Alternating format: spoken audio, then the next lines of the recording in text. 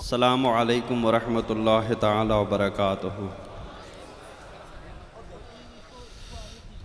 نحمده ونصلی ونسلم علی رسولہ الکریم وآلہ وصحبہ الکرام اجمعین ومن تبعہم بإحسان الی یوم الدین، اما بعد فاعوذ باللہ من الشیطان الرجیم، بسم اللہ الرحمن الرحیم۔ ادعونی استجب لکم، صدق اللہ مولانا العظیم وبلغنا رسولہ النبی الامین الکریم ونحن علی ذلک لمن الشاہدین والشاکرین والحمد للہ رب العالمین۔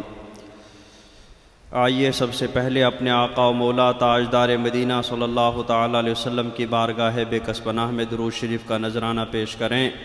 پڑھیں بآواز بلند، اللہم صلی علی سیدنا محمد وعلی آل سیدنا محمد واصحاب سیدنا محمد وبارک وسلم علیہم۔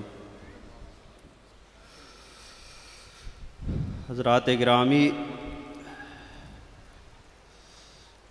میں بہت دیر تک آپ لوگوں کے درمیان حضرت کے درمیان حائل نہیں ہوں گا۔ حکم کی تعمیل کرنے کے لیے بس بہت مختصر گفتگو کر لوں گا۔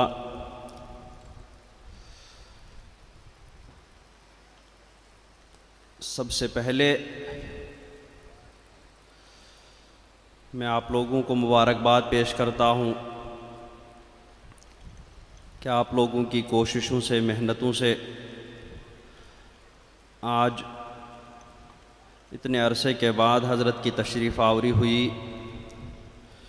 اس پروگرام کے لیے جیسا کہ مولانا ممتاز صاحب نے بتایا، بہت عرصے سے کوشش ہو رہی تھی۔ شہنواز بھائی بہت وقت سے لگے ہوئے تھے، کیونکہ حضور تاج الشریعہ علیہ رحمت و رضوان کی طبیعت آخر میں بہت علیل ہو گئی تھی، بہت زیادہ سفر نہیں ہوتا تھا، اس وجہ سے پروگراموں کا سلسلہ بھی بہت حد تک رک گیا تھا۔ لیکن حضرت کے وصال کے بعد پھر شہنواز بھائی اور ان کے احباب، بالخصوص یہاں کی کمیٹی والے نظام الدین بھائی، مولانا ممتاز صاحب اور دوسرے وہ تمام جن کا نام مجھے معلوم نہیں، وہ سب آپ لوگوں کی طرف سے شکریہ کے مستحق ہیں کہ ان کی کوششوں سے حضرت آپ لوگوں کے سامنے پھر جلوہ گر ہوئے۔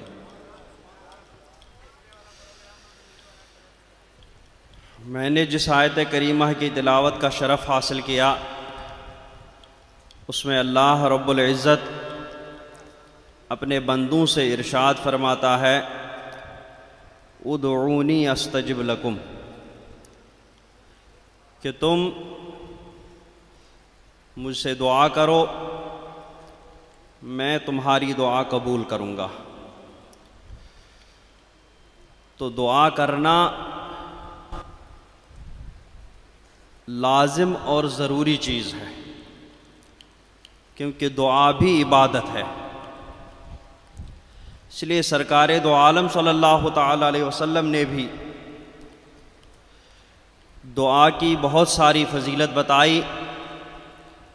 دعا کے سلسلے میں بہت ساری احادیث کریمہ ارشاد فرمائے۔ ارشاد فرمایا، الدعاء هو العبادہ، کہ دعا عبادت ہے۔ اسی طرح ارشاد فرمایا، من فتح لہ فی الدعاء منکم، کہ جس کے لیے تم میں سے دعا کے دروازے کھول دیے گئے، فتحت لہ ابواب الاجابہ، اس کے لیے قبولیت کے دروازے بھی کھول دیے جاتے ہیں۔ تو جو دعائیں زیادہ سے زیادہ کرتا ہے، اس کے لیے زیادہ سے زیادہ قبولیت کے دروازے بھی کھول دیے جاتے ہیں۔ اور ایک روایت میں ہے، فتحت لہ ابواب الجنہ، کہ اس کے لیے جنت کے دروازے کھول دیے جاتے ہیں۔ اور ایک روایت میں ہے، فتحت لہ ابواب الرحمہ، کہ اس کے لیے رحمت کے دروازے کھول دیے جاتے ہیں۔ ایک اور حدیث پاک میں ہے کہ لا يرد القضاء الا الدعاء، کہ قضا تقدیر کو صرف دعا ٹال دیتی ہے۔ دعا مانگیں گے تو ہونے والی مصیبت کو بھی وہ دعا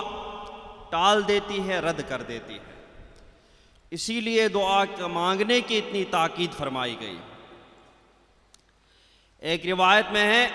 الدعاء ينفع مما نزل ومما لم ينزل، کہ دعا اس مصیبت سے بھی فائدہ دیتی ہے کہ جو نازل ہوئی، اور اس مصیبت سے بھی بچاتی ہے جو ابھی نازل نہیں ہوتی ہے۔ اور ان البلاء لینزل، اگر مصیبت نازل ہوتی ہے اور بندے دعا مانگتے ہیں اور وہ دعا اس مصیبت کے سامنے کھڑی ہو جاتی ہے، تو وہ دعا اس مصیبت کو بندوں تک آنے نہیں دیتی ہے۔ اور ایک روایت میں ہے من لم یسأل اللہ یغضب علیہ، کہ جو اللہ تعالیٰ سے نہیں مانگتا ہے، دعا نہیں کرتا ہے، تو اللہ تبارک و تعالیٰ اس پر غضب فرماتا ہے۔ سرکار صلی اللہ علیہ وسلم نے ارشاد فرمایا لا تعجزوا فی الدعاء،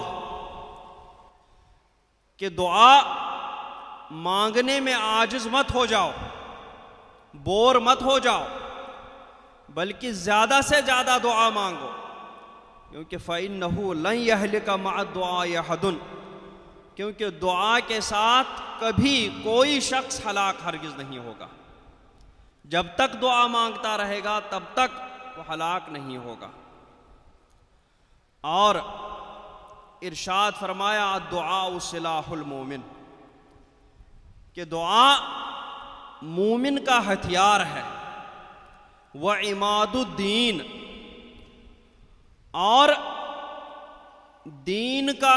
ستون ہے، ونور السماوات والارض، اور آسمانوں اور زمین کا نور ہے دعا۔ تو یہ دعا ایسا ہتھیار ہے مومن کے پاس کہ جب بظاہر سارے ہتھیار ٹوٹ جاتے ہیں، ظاہری طور پر مومن کے پاس کوئی ایسی چیز رہتی نہیں کہ جس کو وہ اپنے اوپر کی نازل ہونے والی مصیبت کو ٹال دے، اس وقت اللہ تبارک و تعالیٰ کی جانب سے اس کے پاس یہ دعا ایسی ہتھیار رہتی ہے کہ جس ہتھیار کو استعمال کر کے وہ اپنے اوپر سے وہ مصیبت کو ہٹا دیتا ہے۔ اور قرآن پاک میں جا بجا اللہ تبارک و تعالیٰ نے اپنے بندوں کے متعلق ارشاد فرمایا کہ جب سارے اسباب ختم ہو جاتے ہیں تب وہ بندے دعا مانگتے ہیں، تو ظاہری اسباب نہ ہونے کے باوجود بھی اللہ تبارک و تعالیٰ ان کی دعا کو قبول کر کے ان کی پریشانی کو دور فرماتا ہے، ان کے اوپر نازل ہونے والی مصیبت کو ٹال دیتا ہے۔ حضرت نوح علیہ السلام کے بارے میں قرآن پاک میں آیا ہے 950 برس حضرت نوح علیہ السلام نے تبلیغ فرمائی، ان کی قوم نے ان کے اوپر بہت سارا ظلم و ستم کیا، یہاں تک کہ ان کو اتنا پیٹتے تھے، اتنا مارتے تھے کہ وہ بے ہوش ہو جاتے تھے، پھر اس کے بعد ان کے اوپر اتنا ظلم و ستم کرتے تھے کہ مردہ سمجھ کر کے ان کو نالی میں پھینک دیتے تھے۔ لیکن حضرت نوح علیہ السلام کو پھر ہوش آتا تھا، اور ہوش آتے ہی وہ پھر اللہ تبارک و تعالیٰ کے احکام کی تبلیغ کرنے کے لیے ان لوگوں کے پاس چلے جاتے تھے۔ بظاہر ان کے پاس کوئی لشکر نہیں رہتا تھا کہ جو ان کو اس مصیبت سے چھٹکارا دے، جس لشکر کو لے کر کے وہ کافروں کے سامنے کھڑے ہو جائیں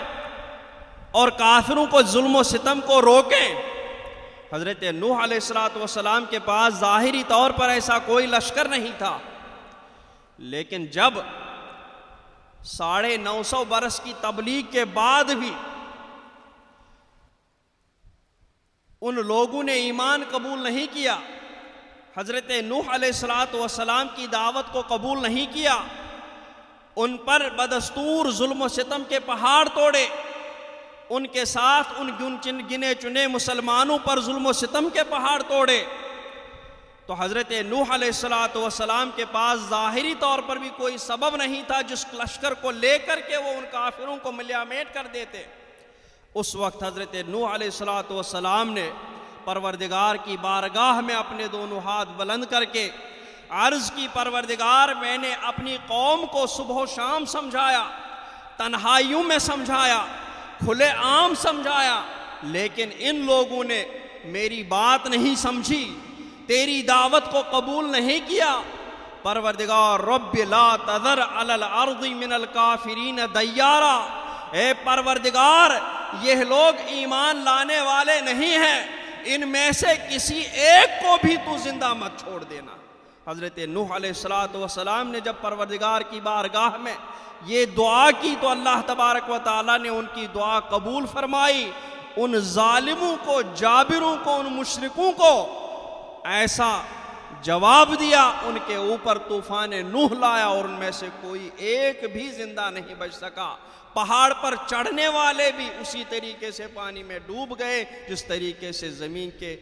پلین ایریا میں رہنے والے پانی میں ڈوب گئے تھے۔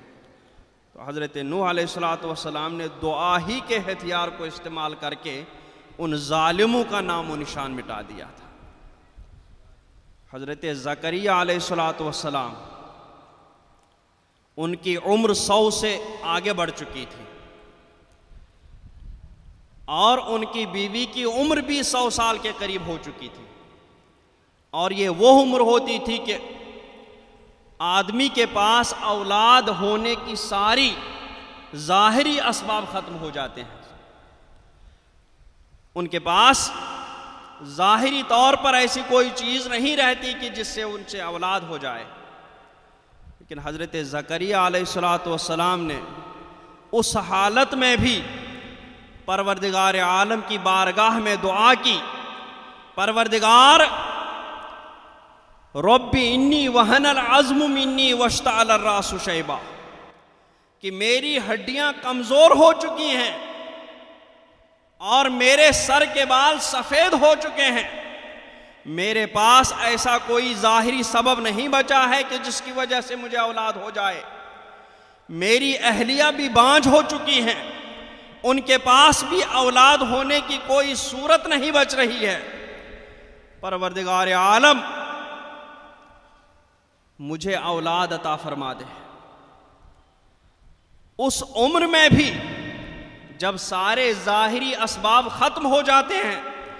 اس عمر میں بھی جب حضرت زکریہ علیہ السلام نے پروردگار عالم کی بارگاہ میں اپنے دونوں ہاتھ بلند کر کے دعا مانگی تو اللہ تبارک و تعالی نے اس عمر میں بھی جب ان کے پاس ظاہری طور پر اولاد ہونے کی کوئی سبب بھی نہیں تھا، کوئی صورت نہیں تھی، لیکن اس دعا کے ہتھیار کو استعمال کر کے حضرت زکریہ نے وہ دعا مانگی اور اللہ تبارک و تعالی نے ان کی دعا قبول کر کے انہیں اس عمر میں بھی اولاد صالح عطا فرمائی تھی۔ تو یہ دعا ایسی چیز ہے کہ جس کو آپ کسی بھی چیز کے لیے استعمال کر سکتے ہیں، ایسا ہتھیار ہے کہ جس کو آپ کہیں بھی استعمال کر سکتے ہیں، اور آپ جس چیز کے لیے اس کو استعمال کریں گے اس چیز میں آپ کو کامیابی اور کامرانی نصیب ہو جائے گی۔ جب آپ کے پاس ظاہری طور پر لڑنے کی طاقت بھی نہ ہو تو وہ پروردگار عالم، اس سے تو کوئی نہیں بچ سکتا ہے، اس کی بارگاہ میں مصلی بچھا کر کے قبلہ روح ہو کر کے جب آپ دعا کریں گے تو کتنا ہی بڑا ظالم و جابر سامنے ہو، وہ ظالم و جابر بھی اس دعا کی برکت سے ملیا میٹ ہو جائے گا۔ حضرت عبد المطلب کے زمانے میں جب ابرہہ خانہ کعبہ کو ڈھانے کے لیے آیا تھا، اس نے یمن میں ایک بہت بڑی عمارت بنائی تھی، اس میں ہیرے جواہرات جوڑ دیے تھے، اور اس نے پھر اعلان کر دیا تھا کہ اب مکہ کے ان چند پتھروں سے بنی ہوئی عمارت کو چھوڑ کر کے میری عمارت کو دیکھنے کے لیے آ جائیں، لیکن کوئی بھی آدمی اس کی عمارت کو دیکھنے کے لیے نہیں آتا تھا۔ وہ حیران تھا کہ میں نے اتنی خوبصورت عمارت بنائی، اس کو دیکھنے کے بجائے خانہ کعبہ جو چند پتھروں سے بنا ہوا ہے اسی کو دیکھنے کے لیے سارے لوگ چلے جاتے ہیں۔ یہ دیکھ کر کے وہ خانہ کعبہ کو ڈھانے کے ارادے سے مکہ شریف آیا، بہت بڑا لشکر لے کر کے آیا۔ وہ سمجھ رہا تھا کہ شاید خانہ کعبہ کو بچانے کے لیے بہت سارے لوگوں کا وہاں لشکر ہوگا، اس لیے اس نے بہت بھاری جنگی پیمانے پر تیاری کر لی تھی، بہت بڑی فوج تیار کری تھی، بہت بڑا لشکر تیار کیا تھا۔ لیکن وہاں جب پہنچا تو وہاں کوئی لشکر سامنے نہیں تھا۔ وہاں تو حال یہ تھا کہ حضرت عبد المطلب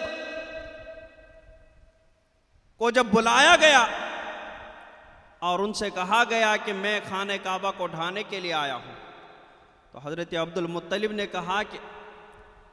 میرے جو 200 اونٹ ہیں مجھے وہ واپس کر دیے جائیں۔ ابرہہ حیران تھا، وہ بار بار کہہ رہا تھا عبد المطلب میں خانہ کعبہ کو ڈھانے کے لیے آیا ہوں اور تم اپنے 200 اونٹ واپس مانگ رہے ہو۔ تو حضرت عبد المطلب نے جواب دیا کہ ابرہہ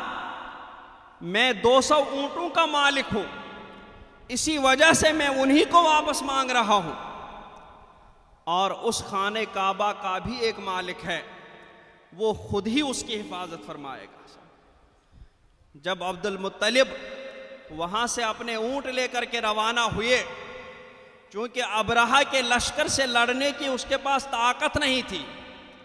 ابرہہ کی فوج کے سامنے اس کے پاس کچھ گنے چنے نوجوان بھی نہیں تھے، تب حضرت عبد المطلب نے اسی دعا کے ہتھیار کو استعمال کیا۔ اپنے چند ساتھیوں کو لے کر کے وہ خانہ کعبہ کے دروازے پر آئے، خانہ کعبہ کی چوکھٹ پکڑ کر کے رو رو کے گڑ گڑا کر کے اللہ تبارک و تعالیٰ کی بارگاہ میں دعا مانگی، پروردگار ہمیں اتنے بڑے لشکر سے لڑنے کی طاقت نہیں ہے، ہمیں اتنی بڑی فوج سے لڑنے کی طاقت نہیں ہے، یہ تیرے اس گھر کو ڈھانے کے ارادے سے آئے ہوئے ہیں، اب تو ہی اپنے اس گھر کی حفاظت فرما، تو ہی اس فوج کو نیست و نابود فرما۔ حضرت عبد المطلب نے بھی جب دعا مانگی، اللہ تبارک و تعالیٰ نے ان کی دعا قبول فرمائی، اور دعا قبول فرمانے کے بعد انسانوں کا لشکر اگرچہ وہاں موجود نہیں تھا، اور اللہ تبارک و تعالیٰ کے پاس تو ایسے لشکر ہیں کہ جن کا کسی کو بھی علم نہیں ہے، وَمَا يَعْلَمُ جُنُودَ رَبِّكَ إِلَّا هُوَ، اللہ تبارک و تعالیٰ کے لشکروں کو صرف وہی جانتا ہے، اس کے لشکروں کو کوئی اور نہیں جانتا۔ جب ابرہہ اپنے لشکر کو لے کر کے خانہ کعبہ شریف کے قریب آ رہا تھا، تبھی اللہ تبارک و تعالیٰ کا لشکر ابابیل کی شکل میں، پرندوں کی شکل میں آیا، اور ہوا میں آ کر کے ان کے چونچ میں اور ان کے پنجوں میں ایک ایک کنکر تھا، وہ معمولی سا کنکر جب وہ چھوڑتے تھے تو نیچے لوہے کا لباس پہننے والے شخص کے سر پر جب وہ کنکر گرتا تھا، بہت معمولی کنکر، وہ بھی اس لوہے کے لباس کو چیر کر کے اس کے پیروں تک آ جاتا تھا، اور وہ شخص وہیں پر ڈھیر ہو جاتا تھا۔ اور اس ابابیل کے لشکر نے اس بہت بڑے لشکر کو، ابرہہ کی اس بہت بڑی فوج کو بہت چند منٹوں میں ایسا نیست و نابود کر دیا کہ ان کا نام و نشان بھی وہی مٹا دیا۔ صرف ابرہہ بچا تھا اور اس کے ساتھ 2-4 نوجوان بچے تھے، لیکن ان کو بھی ایسا زخم ہوا کہ وہ بھی جب اپنی قوم کے پاس واپس گئے تو وہ زخم ناسور بن چکا تھا، بدبودار ہو چکا تھا، اور بدبودار جب ہوا تھا تو اس کی قوم نے بھی اس کو اپنی بستی سے باہر نکال پھینکا تھا، اور وہ اسی زخم کے تڑپ تڑپ کر کے بدبودار ہو کر کے مر گیا تھا۔ تو دعا ایسی عبادت ہے کہ جب ظاہری طور پر ساری چیزیں ختم ہو جاتی ہیں، تب اللہ تبارک و تعالیٰ کا یہ ہتھیار استعمال کیا جائے تو سامنے چاہے کتنی بڑی فوج، کتنے بڑے ہتھیاروں کے ساتھ، کتنے بڑے ساز و سامان کے ساتھ کھڑی ہو جائے، یہ ہتھیار اس تمام فوج کے ظلم و ستم کو مٹا کر کے رکھ دیتی ہے۔ اور لیکن اس ہتھیار کو چلانے کے لیے بھی کچھ شرطیں ہیں، اس ہتھیار کو دعا مانگنے کے لیے بھی کچھ شرطیں ہیں۔ اگر ان شرطوں کے ساتھ دعا مانگی جائے تو وہ دعا یقیناً اللہ تبارک و تعالیٰ کی بارگاہ میں قبول ہوتی ہے، اور جب قبول ہوتی ہے تو اس کے بھی دو طریقے سے اثر ظاہر ہوتا ہے، یا تو اسی وقت اس کا ثمرہ مل جاتا ہے، اس کا پھل مل جاتا ہے، یا پھر وہ پھل اور وہ ثمرہ ایسے وقت کے لیے اللہ تبارک و تعالیٰ محفوظ فرماتا ہے کہ جس وقت میں ہمیں اس دعا کی، اس ثمرے کی بہت زیادہ ضرورت رہتی ہے۔ دعا کے لیے جو سب سے اہم شرط بزرگوں نے بتائی ہے وہ یہ کہ حرام کھانے سے پرہیز کرے، حرام پہننے سے پرہیز کرے، اور حرام کمائی سے پرہیز کر لے۔ اگر حرام کا ایک لقمہ بھی آدمی کے اندر چلا گیا